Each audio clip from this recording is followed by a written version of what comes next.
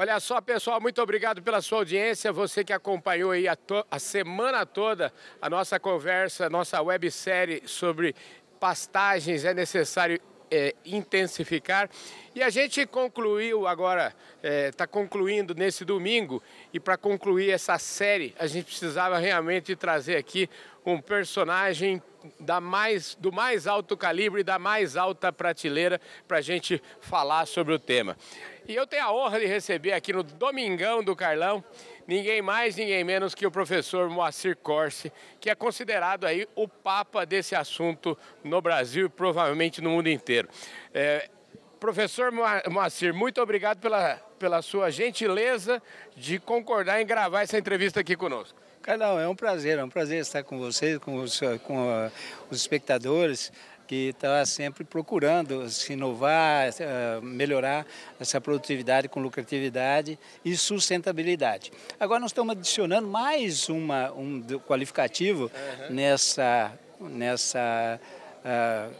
equação toda, que a gente chama de suficiência. Ou seja, nós precisamos produzir na pecuária uma receita semelhante ao que tem outras atividades que usam a terra.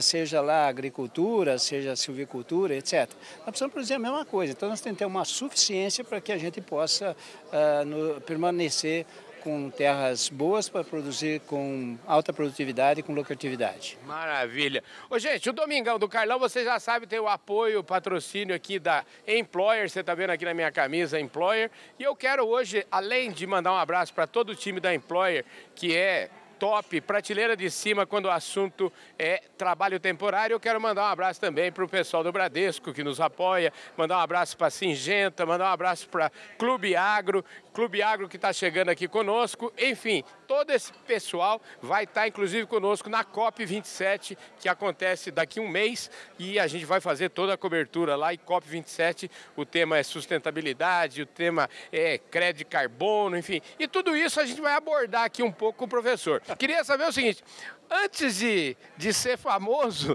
eu queria saber o seguinte, o senhor nasceu aonde? Como é que é a sua história aí? Fala um pouquinho dela para nós. Eu tive a felicidade de crescer numa propriedade agrícola. Então, isso aí sempre me empolgou, era sempre um desafio, e esse desafio sempre foi aceito como uma oportunidade, não como um problema. Entendi. Então, quando eu fui para a universidade, na Exalc, uma coisa que me deixou entusiasmado foi o primeiro dia, foi um amor de primeira vista. Era um trator roçando o parque principal da escola. Quando eu vi aquilo, eu falei, não, é aqui mesmo que eu quero estudar. E, evidentemente, a aplicação, a vontade, né, de conhecer mais.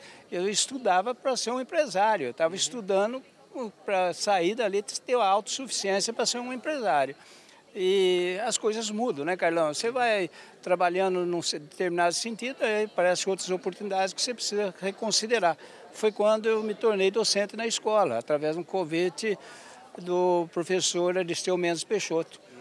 E eu tinha passado, naquele ano, tinha um concurso na Secretaria de Agricultura, em que estavam preenchendo as vagas de agrônomos nas casas de agricultura. E na casa da agricultura da minha cidade, que é Socorro, a vaga estava vazia. E eu passei muito bem, fui muito bem classificado no concurso, e eu sabia que eu podia ir para lá, eu tinha essa chance de ir para lá. E nada saía da minha cabeça que eu devia ir para lá. Mas o doutor Esteu já tinha me convidado para ficar na escola, como docente. Eu nunca pensei na carreira de docente. Aliás, foi já uma coisa que me alertou, porque eu adoro docência. Mas aí fui para o doutor Esteu para falar para ele que eu passei no concurso, e ele tinha me falado, não preste esse concurso que você passa. Não faça isso, não faça isso. Não faça. Cuidado com o que você pede para Deus aí, que ele atende, né? Aí fui lá, passei e fui falar para ele, fui conversar com ele. E eu cheguei na sala, aliás, é a sala que eu ocupo hoje lá no departamento. Bati na hora que eu entrei, eu já fui falando para ele, doutor Esteu, eu tenho um problema. Ele falou, eu sei qual é o problema. Você passou no concurso e agora está em dúvida, se fica ou se coisa. É isso mesmo, ele falou, senta aqui, vamos conversar. Aí com todas as vantagens de ser docente na escola e tudo mais, mas a minha cabeça estava ainda fixada para ir embora para a Secretaria de Agricultura. Aí ele falou, olha, se você ficar, você vai para os Estados Unidos. Ir para os Estados Unidos naquela época era um negócio que todo mundo almejava. Entendi. Eu falei, mas quem que vai decidir isso, doutor Esteu? O senhor, um colegiado ou a USP? Ele falou, ninguém, é você. Eu, como eu? Não, se você passar no exame, você vai. No exame de inglês, você vai. Eu perguntei para ele se tinha alguém que tinha passado nesse exame. Ele falou, tem 2 professores da Exalc que já estão lá, já passaram nesse exame. Eu falei, mas se tem 2 que passaram, eu também passo, né? Eu vou estudar isso. Isso era no fim de ano, em dezembro. E quando foi em janeiro, eu já estava com o passaporte na mão. Olha só que beleza, hein? Tinha feito tudo e fui embora. Carlão, é a coisa melhor do mundo você está perseguindo um sonho, porque ele nunca acaba. Como é que é lidar, por exemplo, com a família? O que o seu pai, a sua mãe falavam nessa história de um cara que já tinha um emprego garantido na secretaria e de repente trocou isso tudo? Como é que era? Eles te apoiaram nessa decisão? Como é que foi isso? Carlão, eu vou ficar emocionado com isso. Eu fui para... Eles me apoiaram sempre. E eu fui para os Estados Unidos, estava terminando minha tese, e nesse período meu pai morreu. O meu pai era, na verdade, a minha bússola, e eu me orientava por ele. E eu não fiquei sabendo que ele morreu. Ele não deixou me contar. E quando eu voltei, né, eu recebi essa notícia, fiquei muito chateado com isso tudo. Mas eu percebi que aquilo era da vida, sabe? E que eu devia fazer o que ele sempre sonhou. E daí para frente, foi, na verdade, um estímulo cada vez maior para a gente perseguir esse sonho que nunca vai terminar. É sonho. É um negócio que você quer. Que essa pecuária nossa, em pastagens, ela seja como a agricultura é. A agricultura hoje é uma referência mundial de agricultura nos trópicos. E a gente luta para que essa nossa pecuária também seja uma referência mundial na exploração da pecuária em pastagens tropicais. Então esse sonho acontece, você vai formando gente, você vai trabalhando e na escola é o melhor lugar para fazer isso, você vai formando um grupo de pessoas que contribui, evidentemente, para a gente conduzir esse sonho a uma realização. Então é isso daí, desde muito criança, esse sonho foi se formando, ele foi se concretizando e agora nós esperamos só a realização dele. Olha, eu não posso deixar de perguntar, eu queria saber o nome do seu pai e o nome da sua mãe também. Meu pai é Vicente Corsi e a minha mãe é Ema Bove Corsi. O meu pai era um exemplo. Qual era a atividade dele? Sempre foi no agro, né? Nós tínhamos café, eu tinha gado de leite no início, depois passamos para o gado de corte. Então, sempre tivemos no agro. No interior de São Paulo? Interior de São Paulo, no município de Socorro, e hoje até as terras mudaram de município. O município de Socorro reduziu um pouco e a de Águas Lindóia cresceu um pouco. E nós estamos na divisa desses 2 municípios, então hoje é Águas Lindóia o município. Eu tenho o maior orgulho de ter a maior parte dessa fazenda que foi adquirida dos irmãos e tudo, hoje ela é a minha propriedade. E o que o senhor, vamos dizer, nessa propriedade eu já entendi que eu imagino que o senhor deve, vamos dizer, preservar inclusive a memória do seu pai nessa propriedade, deve ter lá, o que o senhor preserva dela que te lembra o pai? É tudo. Mas uma coisa que chama a atenção de qualquer pessoa que vai lá é o casarão. É um casarão que foi construído em 1884. Eu tive a felicidade de poder restaurar o casarão. ele está igual quando era do meu pai. O senhor deve ter imagens desse casarão, foto, tudo para o senhor já vai ficar aqui, eu vou deixar, porque nós vamos mostrar, enquanto a gente vai falando aqui, nós vamos mostrar essas imagens do casarão aí, porque essa é uma coisa que me toca profundamente, né? O senhor sabe que eu tenho... eu, durante um tempo, fiz uma atividade pecuária e tive a felicidade de arrendar, não comprei, mas arrendei uma propriedade que foi da minha bisavó, numa casa de tábua. A casa de tábua está lá do mesmo jeitinho, então foi um negócio assim... Não, isso é uma coisa que marca a gente. E a minha família tem uma tradição que também toda hora lembra, né? Faz lembrar. Isso foi muito mais com a minha mãe. A gente planta uma árvore para cada membro da família. Então, nasce o neto, planta uma árvore. E não é qualquer árvore. Essa árvore tem que ter alguma conotação com a personalidade daquela pessoa. Então, a minha mãe plantou, eu plantei com a minha mãe, né, uma araucária. Ela pegou uma semente que eu tinha levado, uma semente mais graúda, diferente, e ela plantou um saquinho de leite. Aí nós passamos por uma lata maior, por outra lata maior, até que falamos, agora está na hora de plantar no campo. Toda hora que a gente vê aquela árvore, a gente lembra dela. Do casarão é o meu pai. Eu não gosto de falar isso, eu sofro muito com isso. Eu entendo perfeitamente o que o senhor está falando. Ainda, eu tenho meu pai, está aqui ainda, minha mãe infelizmente já foi. E isso é uma coisa que... existe um buraco na gente, né, que fica, e é difícil de a gente não ter. Por outro lado, eu imagino que o senhor deve ter sido um filho que ela deveria estimar muito, eles deveriam estimar, com certeza devem ter muito orgulho de vocês, e eles estão por aí olhando o que você está fazendo, certeza. É certeza, é certeza. Eu falo para todo mundo e eu acredito piamente nisso, não é da boca para fora, é do meu interior. Eu tenho uma proteção divina. Eu tenho certeza que eu tenho, porque eu já passei por muitos perigos e nunca aconteceu nada. Então, eu acredito piamente nisso. E é claro, você faz aquilo com tanto amor, é paixão mesmo, né?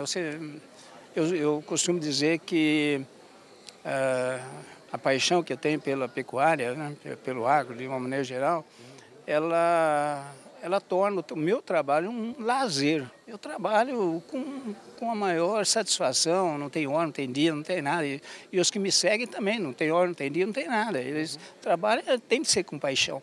Essa paixão, tem alguém que paga por isso. Pelo meu lazer de trabalhar, tem alguém que paga por isso.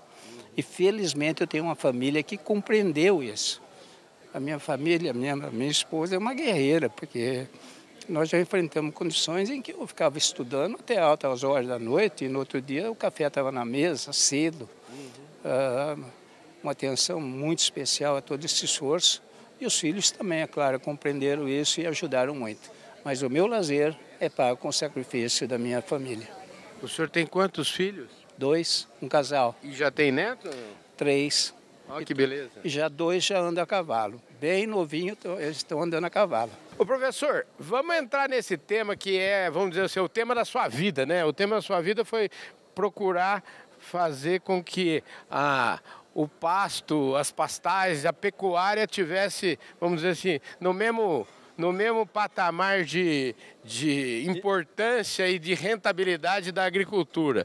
É isso um pouquinho, se a gente tivesse que resumir aqui, né? É isso mesmo, acho que é esse termo que a gente está adicionando naquelas rentabilidades econômica, sustentável, social e econômica. Nós temos que introduzir mais um tema, que é a suficiência. Se nós não tivermos uma rentabilidade semelhante ao que outras alternativas de uso do solo têm, nós vamos ser excluídos. Carlão, e olha, não temos muito tempo mais não. Quem tiver com um nível de produtividade baixo, não vai ter tempo de se recuperar para permanecer no negócio, ou pelo menos em áreas que tem a competição por outras atividades do uso do solo, né? O senhor está falando aqui, se eu estou entendendo, o senhor está falando assim, o jogo já está no segundo tempo, já está ali depois dos 30 do segundo tempo. Não, é mais do que dos 30. O negócio é o seguinte, para você ter uma ideia, tem um levantamento feito aí E o que ele mostra é o seguinte, que 7% dos produtores já está entregando quase 1/3 da carne. 7% dos produtores. E quando você pega uma amplitude maior de produtividade, de 12 arrobas acima, você completa 19% dos produtores. Esses 19% está entregando quase a metade da carne produzida. Quando você usa a tecnologia, quando você se empenha em ser um bom pecuarista, você não para mais de crescer. Então, essa boa notícia que poucos estão já produzindo 46%, praticamente 50%, esse dado foi levantado há 5 anos atrás. Hoje já está mais do que isso, claro. Entendi. Então, você fala assim, poxa, eu não tenho mais tempo. Se eu não correr, eu vou cair fora, né? Então, nós precisamos, de fato, nos empenhar para que a gente tenha condições de se manter no negócio. Caso contrário, nós vamos só desfrutar da pecuária em áreas que são de menor produtividade, são áreas marginais. E aí, intensificar em área marginal é um pouco mais difícil. A minha propriedade, ela tem muitas áreas marginal, mas na onde é para produzir, ela produz no último, na maior produtividade, porque senão a gente não consegue sobreviver. Então, a gente precisa estar alertado para isso, para depois não reclamar porque passou o tempo. O cavalo está passando arriado já está quase difícil de pegar. Professor, eu queria falar um pouquinho assim, qual que é, eu gosto de fazer receita e desenhar para o meu público, né? Às vezes o público precisa, você sabe que às vezes precisa de um desenho, né? Eu gosto de desenhar. Eu falo isso para a turma, eu falo assim, ó, vamos desenhar aqui para ver, para ficar bem explicadinho, né? Por onde o cara começa hoje? Como é que o cara, o que ele tem que fazer? Você só estimula uma pessoa a aplicar a tecnologia se ela der resultado. Em outras palavras, você tem de ter resultados, você tem de anotar os seus resultados. Entendi.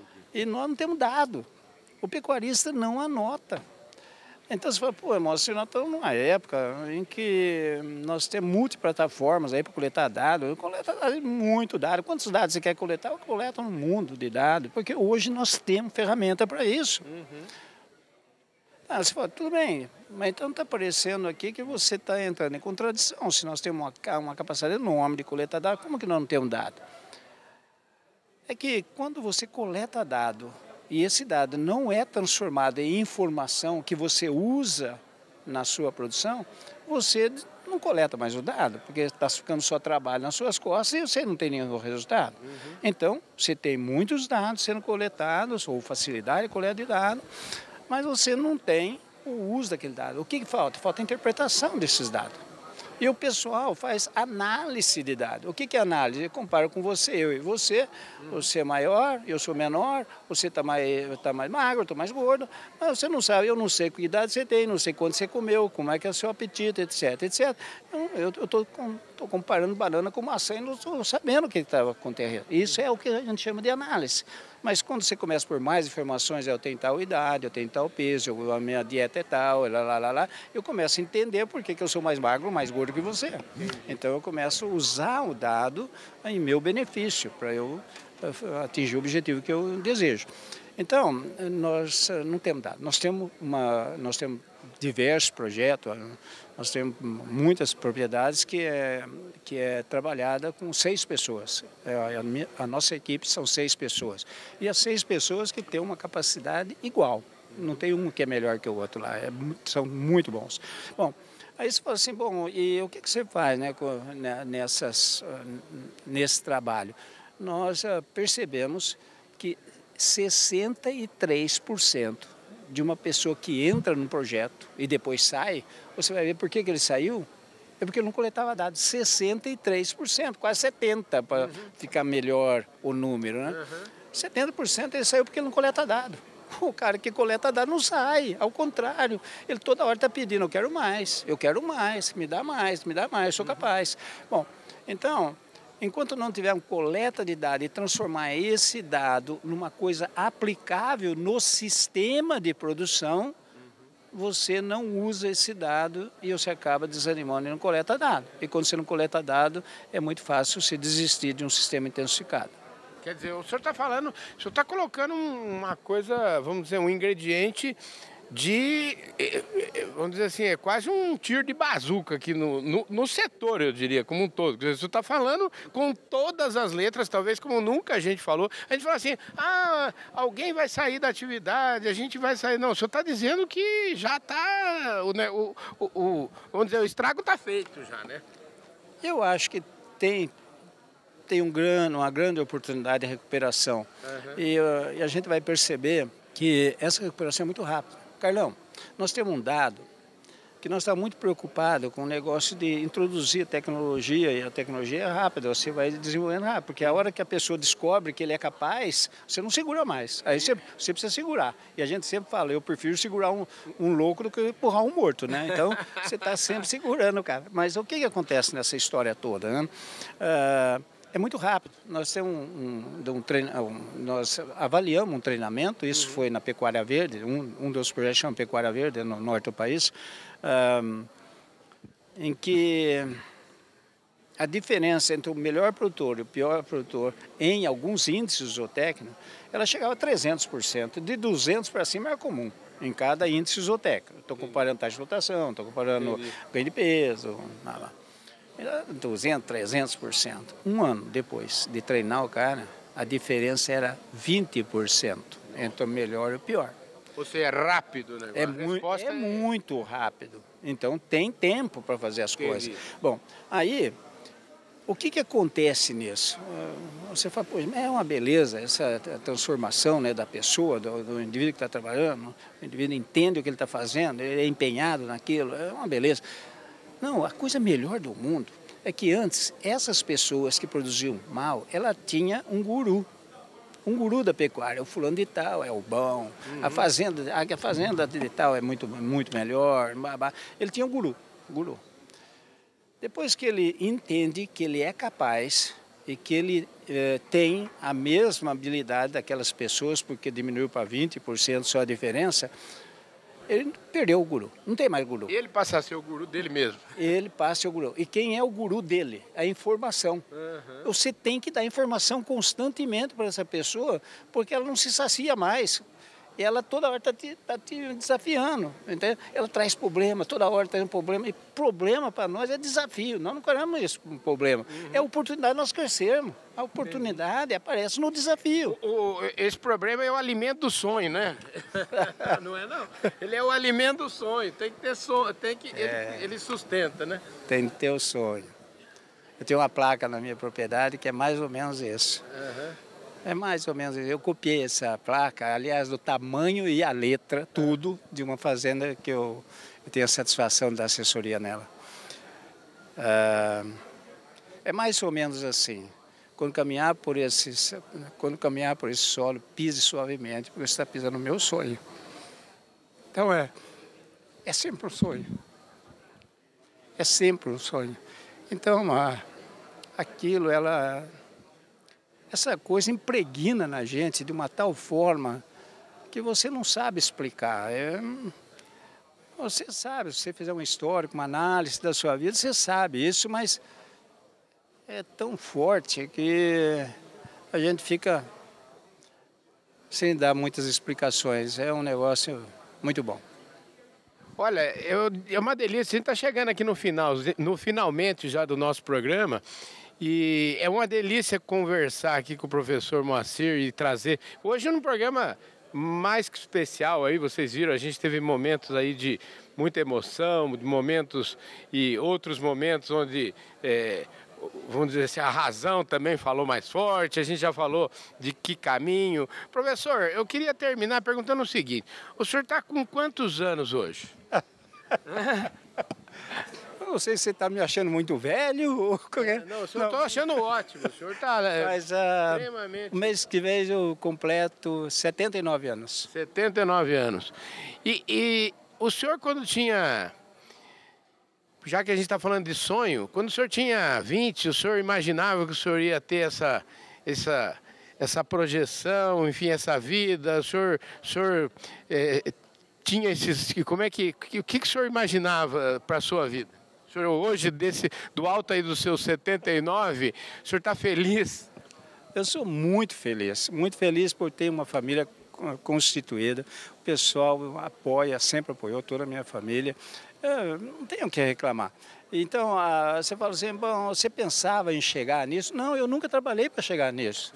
É uma coisa que aconteceu naturalmente, é o esforço, são muitas pessoas que ajudaram a construir isso. Nós temos um grupo de estágio que eu tive a satisfação, o prazer de conviver com o Vidal já faleceu, infelizmente, mas esse professor Vidal era um mestre, ele ensinava sem falar que estava querendo ensinar, né? Ele tinha uma maneira muito especial de mostrar para você onde você estava errando, estava acertando. Eu convivi muito tempo com ele.